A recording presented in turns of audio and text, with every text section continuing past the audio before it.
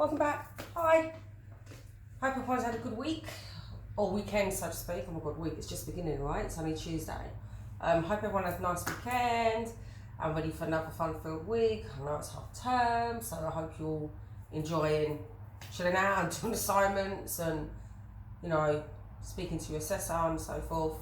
Or just generally enjoying your week so far with the kids, or if you're still working, gutted, but enjoy it, and the weekend's nearly here. So, we're back. So today I'm going to be talking about safeguarding, so part one of safeguarding. Some of the things I'm going to be talking about today are really sensitive in relation to abuse. So if you don't want to listen to it and you want to skip from this video, that's absolutely fine.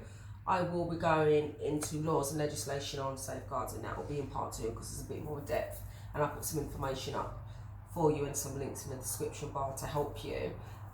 So please continue to watch this video. My name's Sharon. I do videos once a week.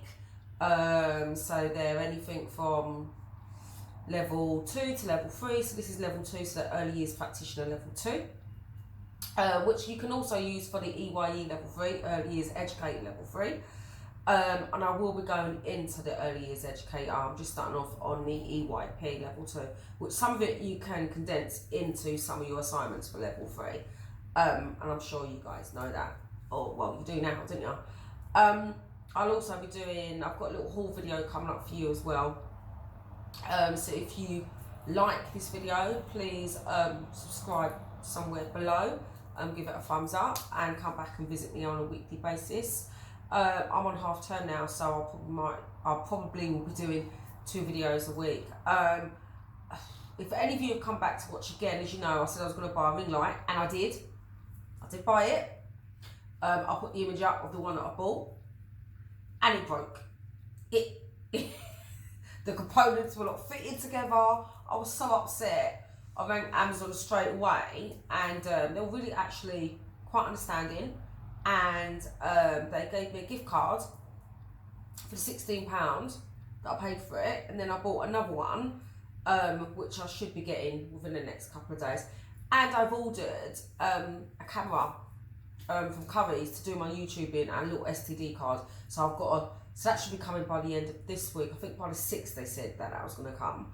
So I'm looking forward to using that and doing a bit more vlogging and the video's been a bit more professional. I'm still trying to get my head around editing. I've got like a little editing app on my phone. So I know it's really basic and probably a bit shy, and I apologise for that, but the content will get better in time. So please subscribe. I've got 12 followers. I'd love a few more. Yeah, so let's get into the video. Okay, safeguarding. So what is safeguarding, you're probably thinking? So safeguarding is protecting children from potential harm. And that is something as simple as doing a risk assessment, like I discussed a few weeks ago in a previous video on health and safety, which I'll link below. So safeguarding, like I said, is protecting children and young adults. So in your nurseries or your schools, you want to have safeguarding officer. So safeguarding officer is somebody, he or she, that basically you would go to if you had a concern that you feel that a child is being abused. And you're thinking, well, what's abuse? So abuse is when a child is being hurt. So it could be physical abuse. So there's 4 main areas: physical, sexual, emotional, and neglect. And they all intertwine. They're all like brothers and sisters, they all come together. So let's start with physical abuse. You might go, well, what is physical abuse? So physical abuse is when somebody intentionally wants to put their hands on a child. It's not an accident. So if you see a child with a bruise on their arm, it's not an accidental bruise, because when an adult squeezes a child, or you squeeze somebody, or somebody holds you very firmly, what they're breaking is your little blood muscles, your blood cells, in your body. And then after a few days, that's where the bruise appears, because the blood in your cells is being dispersed. So physical abuse is when somebody intentionally wants to hurt somebody else. So physical abuse can be a slap, a kick, a punch, a belt mark, somebody hitting a slipper on a child's bottom, cigarette burns, scalds, banging a child's head off against the wall, throwing them down the stairs, pulling them around. It could also be them giving them a dead arm. It can be scratches, it can be bite marks. That is physical abuse. And you can see that on a child, but most children will hide the signs of physical abuse. So apart from physical, it's also mental as well, because children, it can either go two ways. It can either, a child can be very aggressive, so then they will start acting out because they don't know how to deal with it, they can't tell anybody. Because remember, the abuser is always somebody very close to them, so it's either a family member, mum or dad, or an auntie or an uncle, or it could be an extended family. So it could be a godmum, it could be a cousin, it could be just somebody living next door, it could be a family friend, it could be anybody that abuses a child or a young adult. And we're saying vulnerable are young adults as well. So we're talking about, young adults that might have mental health issues or physical disability or a learning disability. They are the most vulnerable because they are not able to articulate what is going on. And every child is vulnerable. So with physical abuse, like I said, they might lash out, they might bully other children, they might be very aggressive, that could be verbally, that could be physically aggressive, or they could swing the other way. They could become withdrawn, quiet, keeping them to themselves, reserved. They don't want to interact with other children. They don't want to get undressed for PE or any kind of physical play because of the bruises you might see on them. Then we'll go on to sexual. So sexual abuse is when somebody sexually abuses a child. So this is where it could be they force a young adult to perform oral sex or intercourse with a child.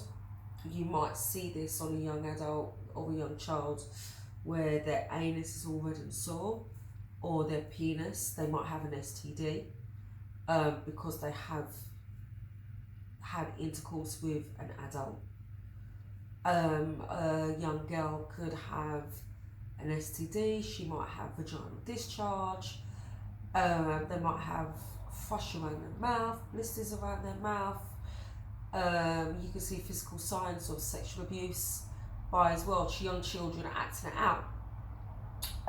So this could be they're acting it out in a home corner.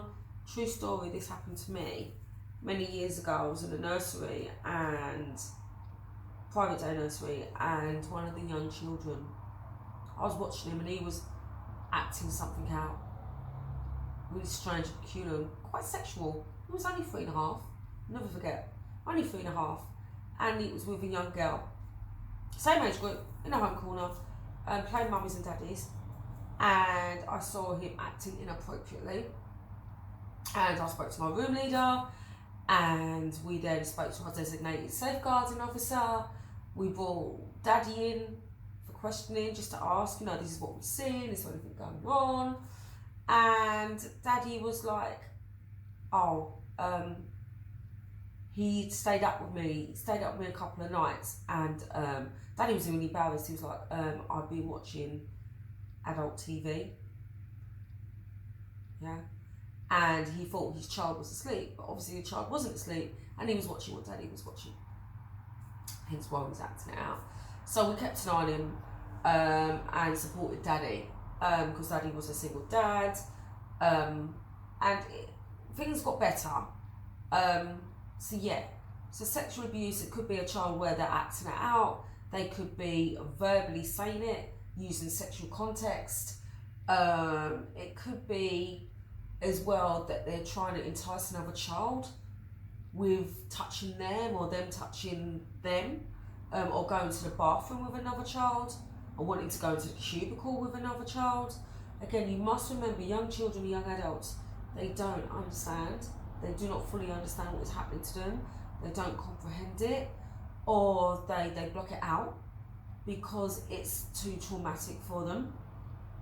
It could be something that they're generally seeing at home, and they think it's normal. It's normal behaviour that they have this done to them. So it's acceptable, Daddy or mum might say, I love you and I want to show you that I love you. And the children believe them because it's their parents, or it's their aunt, or it's their uncle. And children are very trusting, especially their own family and anybody close to them.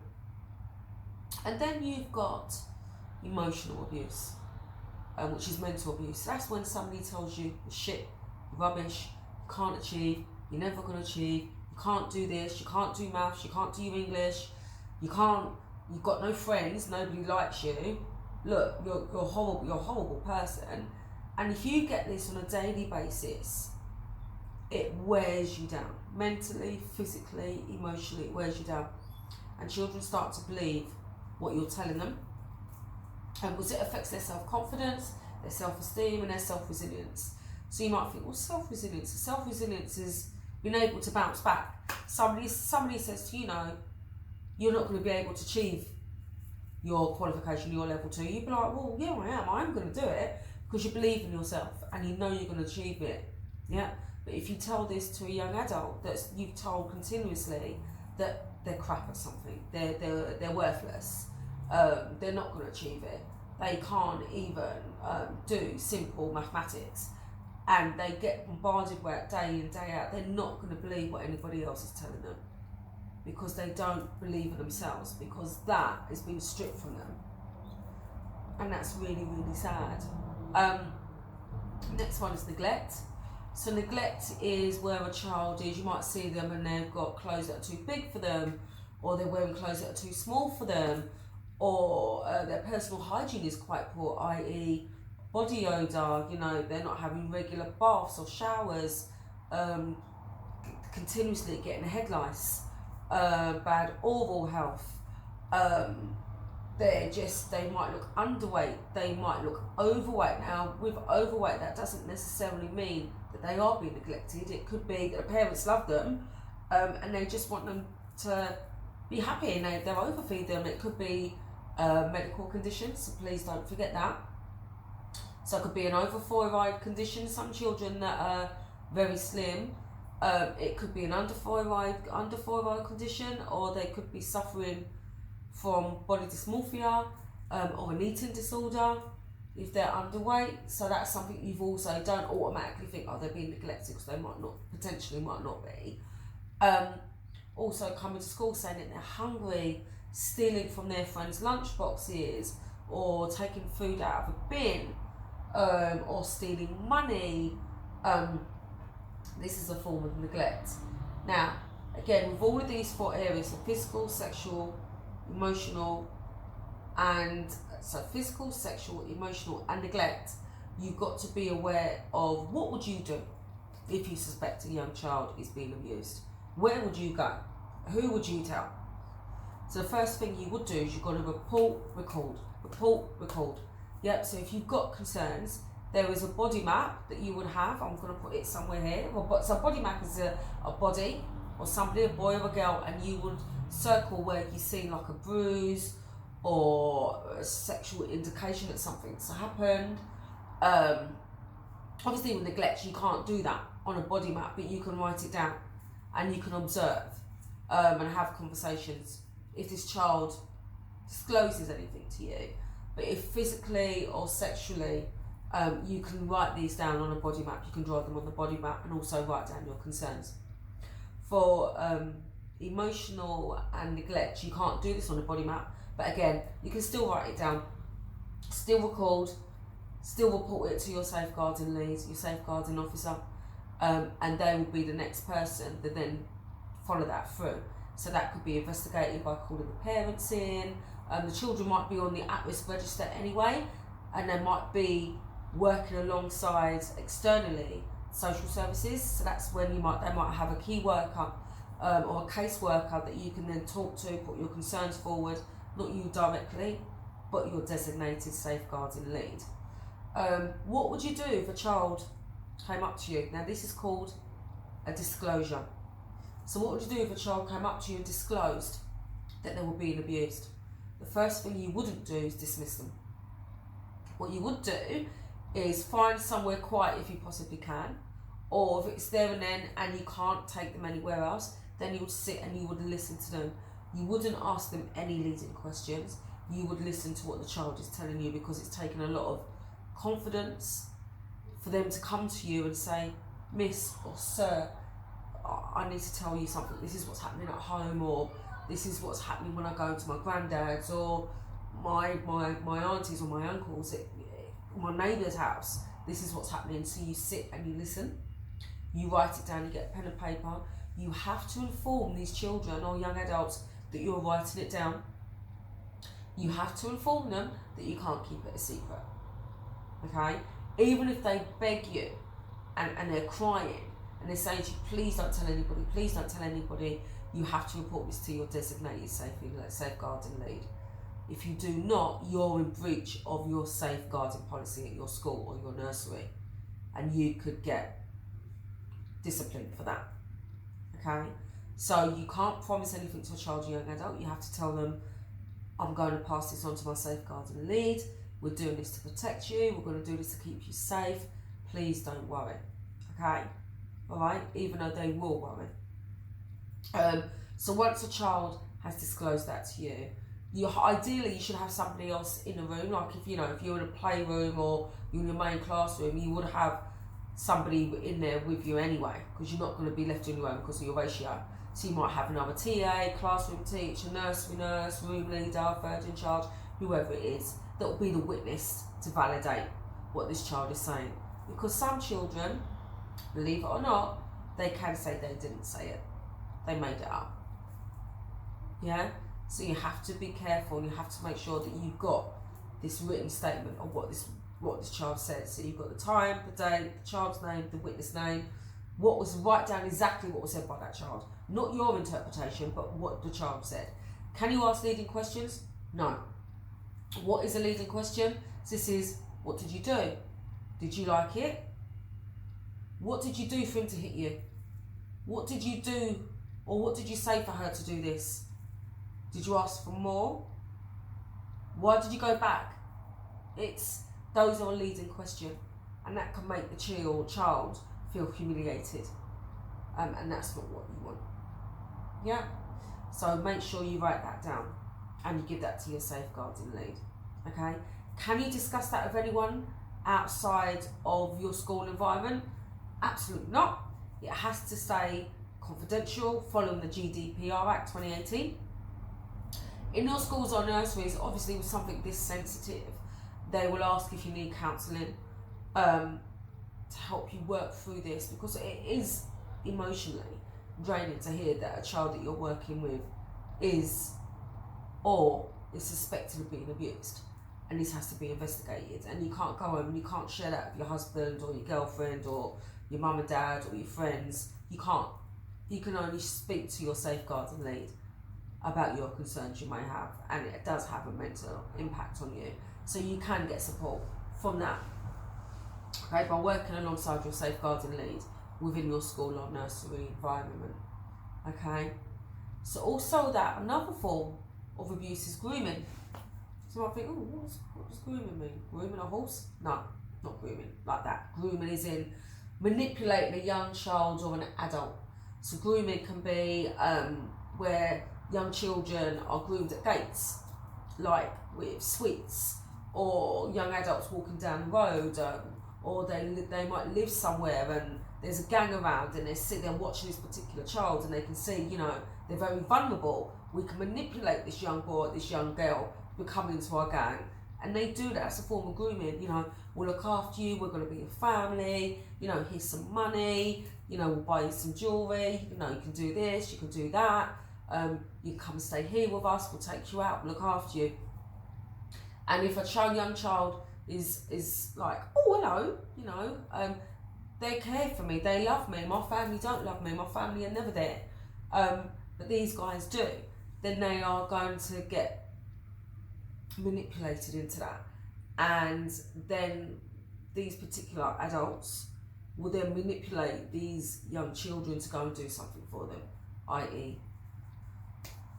run drugs or anything along those lines. Another form of grooming is child prostitution. Again, potential men or women, seeing young girls out of school gates, saying to them, I can get this for you, we can do this for you, come with us, here's some money, we can buy some nice clothes, what designer handbags do you like, or what do you like to wear? Again, manipulating, slowly but surely, saying, I'm going to look after you, you're our family now, we'll look after you. And then after that child has been manipulated and that person feels, yeah, we've got them, then that's when that seed has been planted, and that's when they can use that young adult or use that young child for their own devices. And they could be under this spell for years because of this manipulation of grooming. And it is really sad. It is really sad. And grooming, again, it could be online grooming.